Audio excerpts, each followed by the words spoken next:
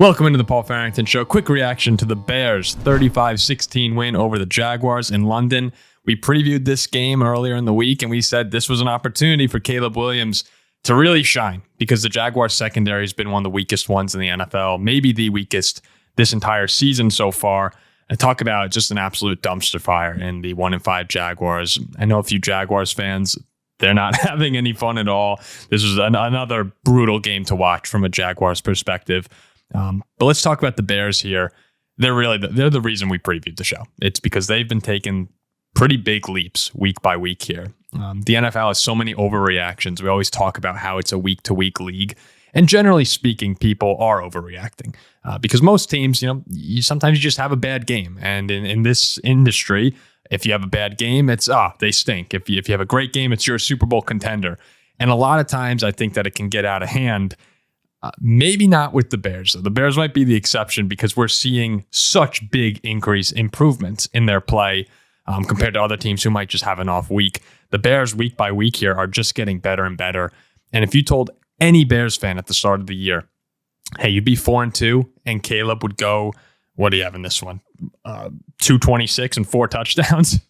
Any Bears fan would sign up for that at the start of the season, regardless of how you got there.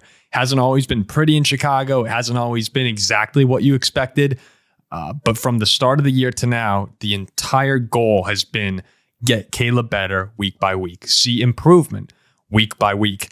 And that's what you're seeing. That is exactly what you're seeing. To be 4-2 with all your difficult games, or a lot of your difficult games, your important games, division games coming up later on in the season, this is a great spot to be. I know that wins against the Jaguars, the Panthers, the injured Rams, that's not really gonna prove it to anybody, but it's better than where you've been, where you were losing these games to the mediocre to lesser teams in the league.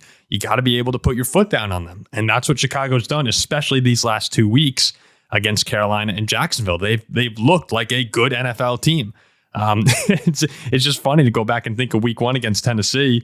They kind of get lucky to win that game. A lot of defensive help, a lot of special teams plays, and now the offense is just kicking ass. If you look Caleb week by week here, just listen to this improvement. 14 for 29, 93 yards, no touchdowns, no picks. Pretty bad game against the Titans. Houston, 23 for 37, 174, no touchdowns, 2 picks. Bad game. 21-16 loss to the Colts. He goes 33 for 52 for 363, 2 touchdowns, 2 picks. Up and down, had some really bad turnovers in that game. The Rams, they win 17 for 23. All right, improved that completion percentage. 157 yards, 1 touchdown, 0 interceptions, no picks for the first time in 2 games. Panthers, you win by 26, 20 for 29, 304, 2 touchdowns, no picks again. And now today, 23 for 29, 79.3% completion percentage, 226 yards, 4 touchdowns, 1 pick. That interception probably should have been a touchdown too. It was a bad ball from Caleb, but 8 times out of 10, I think he makes that throw to DJ Moore. He also had the DJ Moore little shovel pass that was marked down at the 1. So Caleb, we're seeing these strides now. And as an NFC North fan, I don't think I'm there yet where I'm actually afraid of Chicago, but we're getting there. And you can see the big picture with the Bears and what this could all look like. DeAndre Swift, I've said it a million times. I hear no one talking about him this season.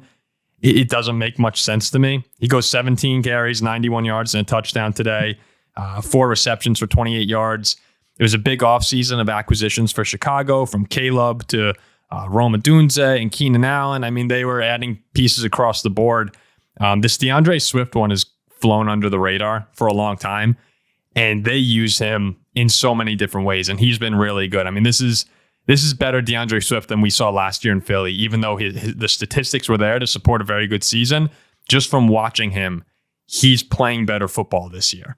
He's making bigger plays, and I like the way the Bears are incorporating him in the offense. Cole Kmet finally got going, 5 receptions, 70 yards, 2 touchdowns, and there are just so many guys who can hurt you in this offense.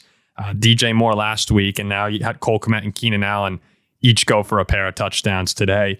That's the scary thing about Chicago, is when you have all these weapons, kind of similar to Green Bay, who, as we're recording this, is about to start putting a thumping on the Arizona Cardinals. I'm watching it here.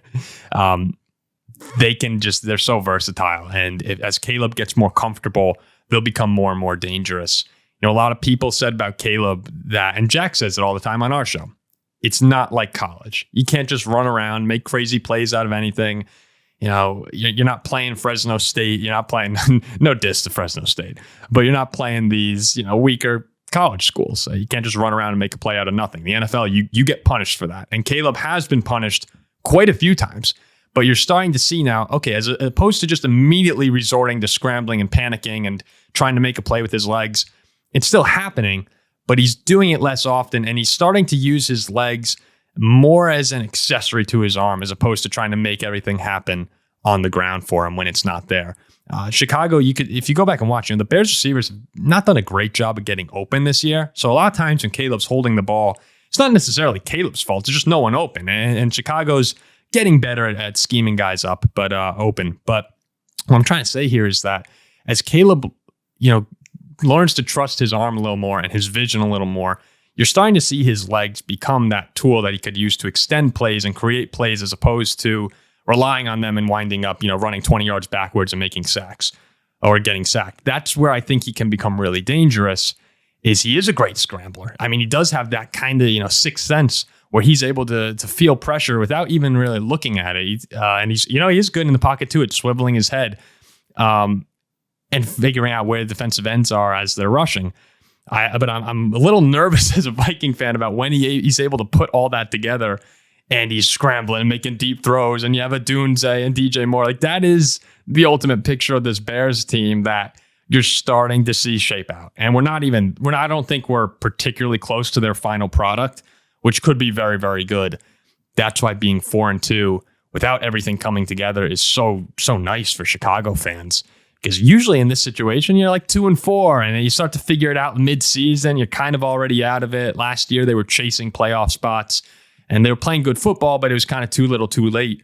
To be able to iron out all the kinks, and you're still winning, that's the difference right now. And you have to be winning because you're in a very good NFC North. It is the best division in football. I keep hearing announcers say maybe. No, it's definitely the best division in football right now. Look at all the teams. They're all playing well. None of them seem like fake teams so far this season. So the Bears go to 4-2, another dominant win. This is 2 dominant wins back to back. The defense played really well. Trevor Lawrence looked bad. Just looked bad. The whole Jaguars offense. Travis Etienne, I don't know what the hell's going on there as a fantasy manager. I mean, what a horrible pick. And that looks like right now, 3 carries for -1 yards. Chicago just absolutely dominant in this game. And there's a lot of questions in Jacksonville about whether or not Doug Peterson's going to make it much longer. What's going to happen with Lawrence? You just hand this guy $55 million a year and you're getting 1.5. I mean, that's unacceptable. So the Jaguars, just a dumpster fire. The Bears on the up. I mean, these are 2 former number 1 overall picks, and the trajectory of their careers at this moment is Caleb starting to look sky high. And Jane Daniels, that's part of the problem is Jane Daniels has looked so good. CJ Stroud has looked so good so quickly that people are forgetting these guys are rookies. Like, come on. When I was younger, it seemed that you had 3 seasons to prove it. Your third year, I remember Christian Ponder was miserable for 2 years with the Vikings. Going into year 3, it was, okay, this is the year that he needs to show it. Like, you have your 2 years to get the training wheels off. Now you got to show it. And he didn't. Now it's like, it's week 6 for crying out loud. And people are saying, all right, if Caleb doesn't have it here, like, it could be a problem. And I'm like, what are we doing, guys? I mean, this is rookie quarterbacks week 6. Like, come on. And it's funny because Caleb is actually probably ahead of pace with where he's at. I mean, he's learning so much week by week that, yeah, if Jaden Daniels wasn't lighting it up, a lot more people would be talking about Caleb Williams. And a lot of people will after today. So 4-2 for the Bears. I'm not worried about them yet, but I see where this could go, and that does worry me a little bit. We'll see how it goes. We have enough concerns between the Vikings, Lions, and Packers. Just throwing Chicago in here now, which Bears fans are getting mad, but like, you're not respecting Chicago. Okay, like, prove it first. Yeah, this was a great win. This was a great win, and this, like, you're on my radar. I wasn't ready to throw you into the discussion with the undefeated Vikings, the divisional round Packers, and the NFC Championship game Lions right away. Come on, like let's be patient here, and just keep winning. And, the Bears are going into their bye. They come out of this. They play Jaden Daniels and the Commanders in a game that you have a chance to go to 5-2. And Caleb can go head-to-head with the guy so many people are comparing him to. So it's all right there for the Bears. And I think any Bears fan, as I said, would have signed up for this start to the season. It's going to be a really fun NFC North. And the Bears are in the discussion. We'll see you for more reactions to Week 6 later on. See ya.